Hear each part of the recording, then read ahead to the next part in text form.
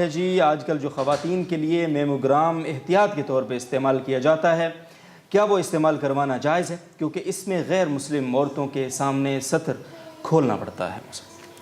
میموگرام جو ہے یہ بریسٹ کینسر کو معلوم کرنے کے لیے اور اس کے علاج معالجہ کے طور پر یہ ایک علاجی تدبیر ہے۔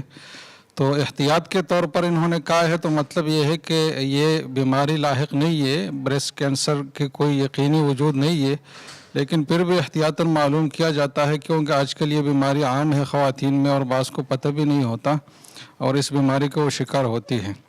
تو چونکہ انہوں نے پوچھا ہے کہ غیر مسلم عورتوں کے سامنے سطر کھولنا پڑتا ہے، تو اس میں باقی سطر کھولنے کی تو کوئی وجہ نہیں ہے، صرف جو یہ حصہ ہے یہ کھولنا پڑتا ہوگا بظاہر۔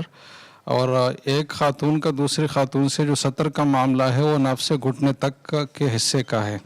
جو اوپر کا حصہ ہے یہ ایک خاتون دوسرے کے لیے سطر ہے نہیں، اس کو دیکھ سکتی ہے۔